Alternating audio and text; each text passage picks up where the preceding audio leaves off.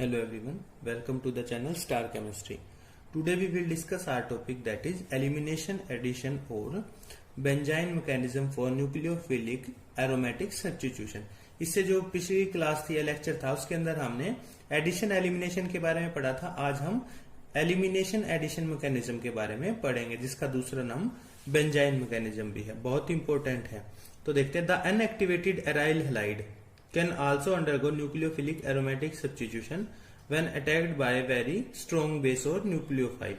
कहने का मतलब कि जो आपके अनएक्टिवेटेड एराइल हैलाइड हैं वो भी आपका न्यूक्लियोफिलिक एरोमेटिक सब्स्टिट्यूशन दिखा देते हैं। कब? जब आपका बहुत स्ट्रॉन्ग बेस या न्यूक्लियोफाइल उन पर अटैक करता है। तो उसी का ये क्या है, केस है। तो देखते हैं, their mechanism is believe to be consist of elimination followed by addition, की इनके अंदर पहले क्या होगा, एलिमिनेशन होगा और उसके बाद क्या होगा, एडिशन होगा। तो इसीलिए हमने इनको क्या नाम दिया है, एलिमिनेशन एडिशन कहा है।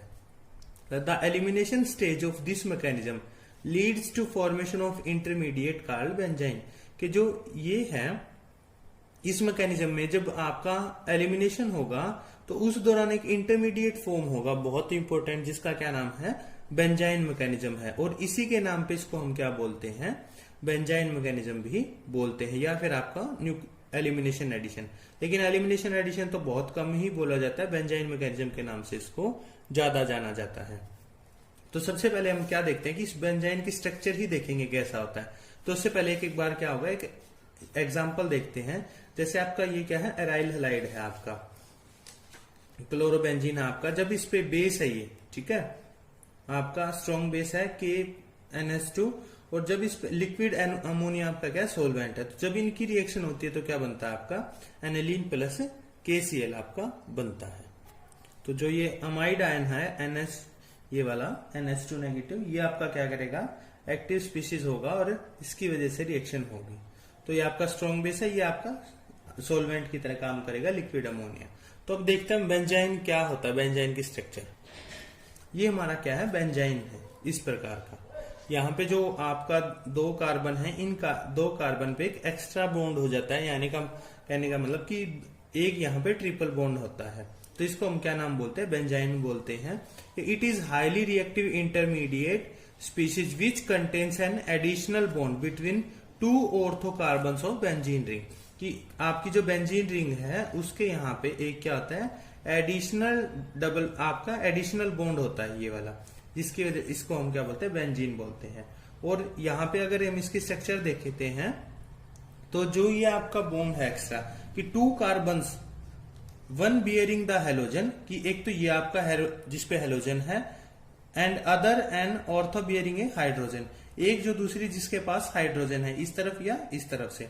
तो उन कार्बन्स के जो हैं उनके साथ ही क्या एक आपका एक्स्ट्रा बॉन्ड बनता है, जिसको हमने क्या दिया है, जिसकी वजह से आपका बेंजीन जो इंटरमीडिएट है उसकी फॉर्मेशन हुई है।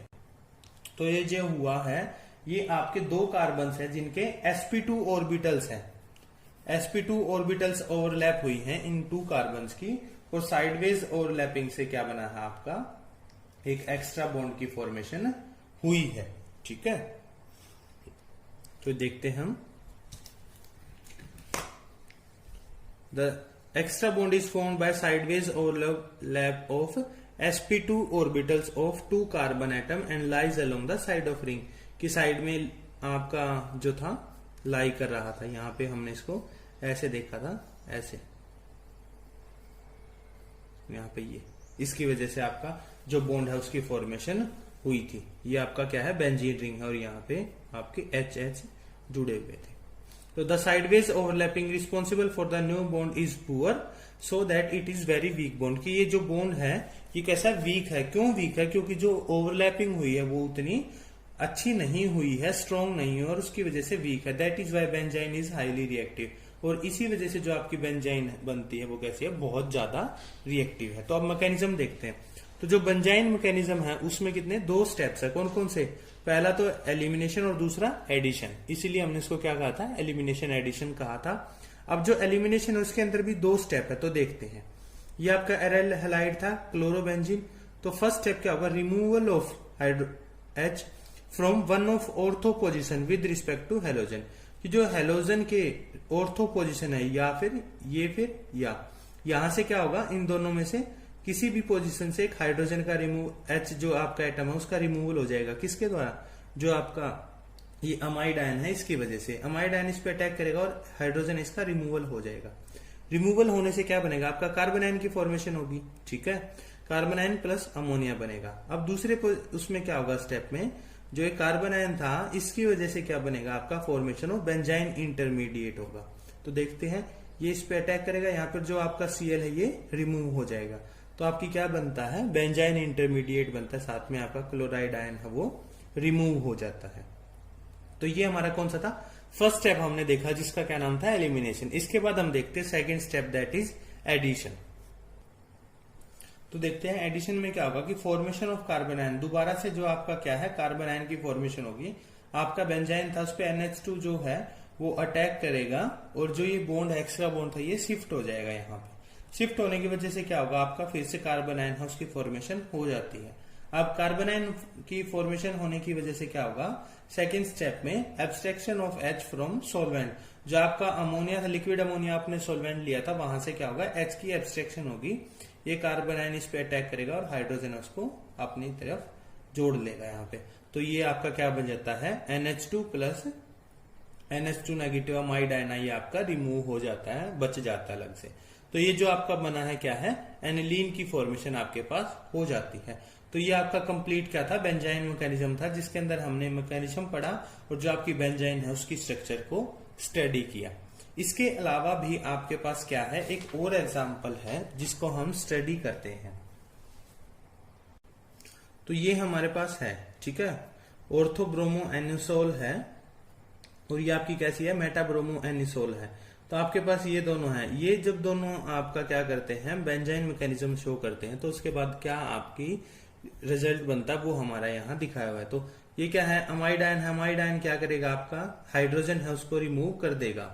हाइड्रोजन रिमूव करेगा पहले, तो यहाँ से हाइड्रोजन रिमूव होने से क्या होगा, आपका इस पोजीशन पे यहाँ पे आपका इस पोजीशन पे बन जाएगा आपका कार्बन आयन। कार्बन आयन की फॉर्मेशन होने के बाद क्या होगा, आपका वहां से जो ब्रोमीन है ये भी रिमूव हो जाएगा। कुछ इस प्रकार से देखते हैं,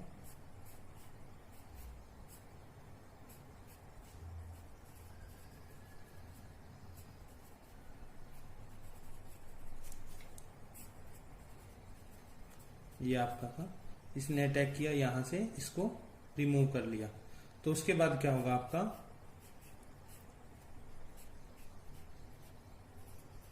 OCH3 और यहाँ पे कार्बन आयन बनता है आपका, साथ में ये ब्रोमीन है। तो अब यहाँ पे क्या होगा, ये इस तरफ आएगा और ब्रोमीन है ये रिमूव हो जाएगा। इसकी वजह से क्या बनता है, आपके पास बेंजाइन है उसकी फॉर्मेशन हो जाती है, बेंजाइन इंटरमीडिएट। ये आपका क्या था, OCH3। ये आपका फर्स्ट स्टेप है, वो कंप्लीट हो जाता है, कौन सा, एलिमिनेशन का। अब सेकेंड स्टेप में क्या होगा, ये यहाँ पे अटैक करेगा। देख लेते हैं कैसे होगा आपका, ये हमारे पास OCH3 है,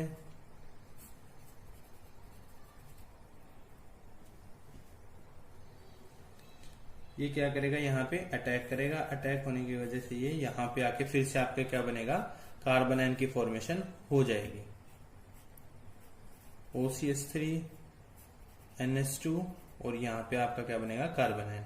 और अब इस कार्बन आयन की वजह से क्या होगा, जो आपका सोलवेंट है अमोनिया, वहां से क्या करेगा, ये इसको ले लेगा और साथ में आपका अमाइड आयन है वो रिमूव हो जाएगा और आपका जो प्रोडक्ट है उसकी फॉर्मेशन आपके पास हो जाएगी।